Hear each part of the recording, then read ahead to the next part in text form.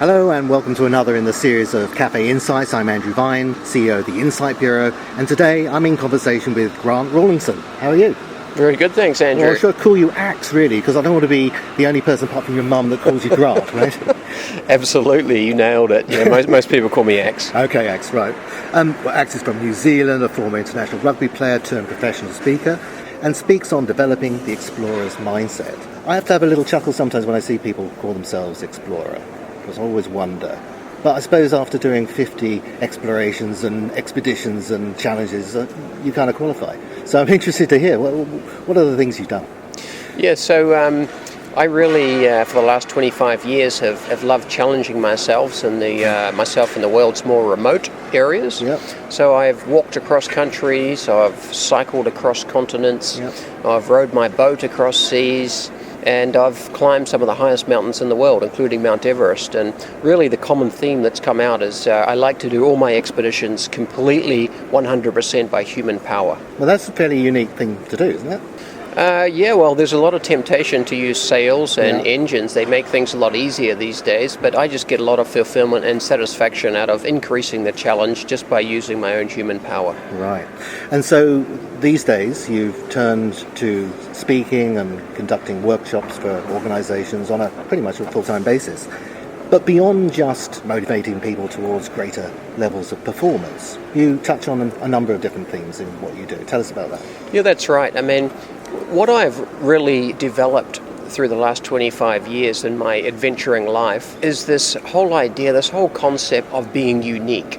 In the world of adventure, the people who are unique, the people who do things for the very first time, they get deemed a different term. They get called explorers. And explorers have a different mindset.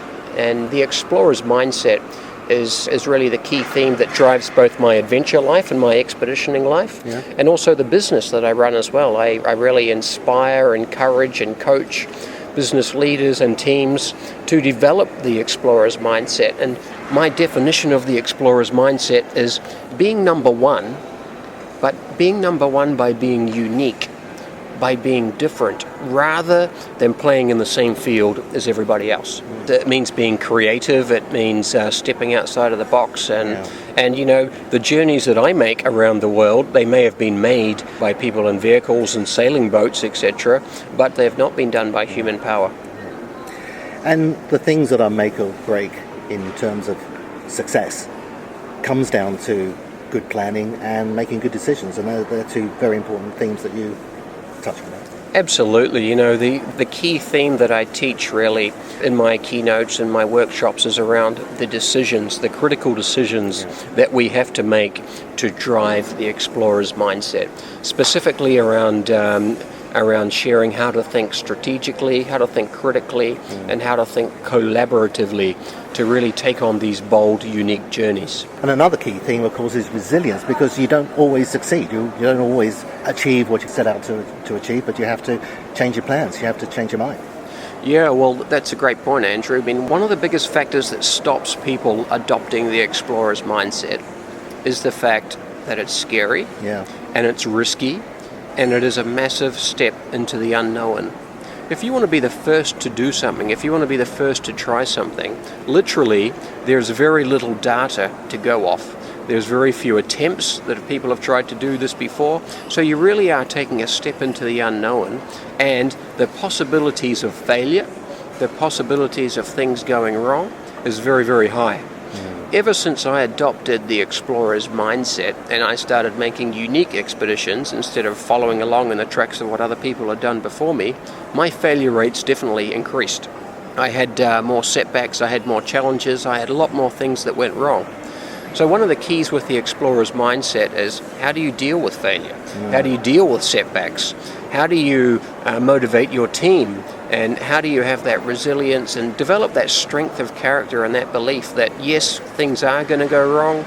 If they do go wrong, what is the way that we can limit the amount of damage and learn from those mistakes, learn from those opportunities, and get straight back out there, take what we've learned and be stronger and try again.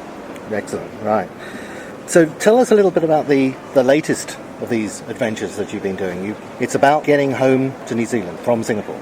That's right. So my latest expedition was really a massive 12,000 kilometre journey in an attempt to travel from Singapore, my current home for the last 20 years, all the way back to my original home in New Zealand, completely by human power.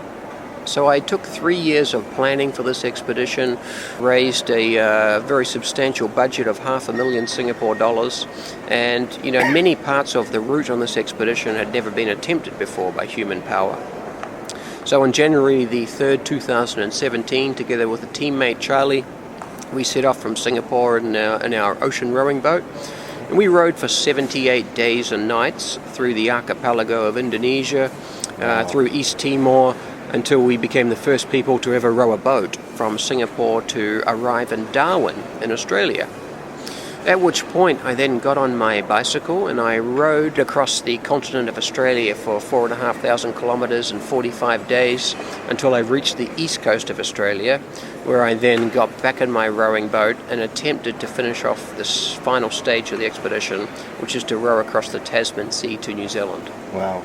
And to people who don't know what this sea is like, it's an enormous challenge. And has it been done before?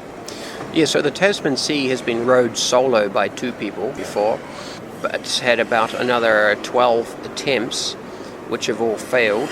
The Tasman Sea is just a very volatile, uncertain, angry part of the world. It doesn't have a prevailing wind system, it doesn't have very steady weather systems, and for the amount of time that it takes to cross the Tasman Sea by human power, you are definitely 100% going to be smashed by some very, very bad weather.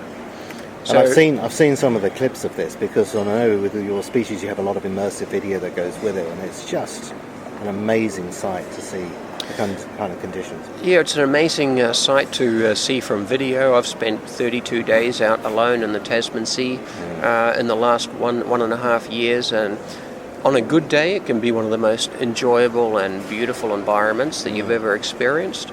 However, on a bad day, it's an extremely intimidating part of the world to be in a small boat by yourself. Yeah, I'm sure. And so, unfortunately, the last attempt wasn't successful, and you had to abandon that. But you've taken stock of the situation. I think you're designing a new boat now. Yeah, so in a summary, Andrew, over the last 1.5 years, I've made 3 attempts to finish the expedition. Yeah. 3 attempts in my rowing boat to cross the Tasman Sea. Each one of those attempts has not been successful for various reasons. The wind pattern mainly has been against me, or it's been too strong, or I've been caught in bad weather and the boat's upturned and capsized multiple times. So after my 3rd attempt, which was not successful just 6 months ago, I basically had to make a very important decision. That was whether to, give up on this project, or option B was to take everything that I've learned and really apply the explorer's mindset to it. See if there's an opportunity here in all this chaos and all this madness to cross the Tasman Sea, come up with a new way of crossing the Tasman Sea, which had never been attempted before. Rowing had been attempted by a couple of people before, and so I'm now designing a brand new boat, which will also be human-powered, but will not be a rowing boat. That's being designed, and the building will start next month in the UK. And I'm really looking forward to getting back out there for the 4th attempt across the Tasman Sea, and hopefully at the end of next year. Wow, well, that is resilience.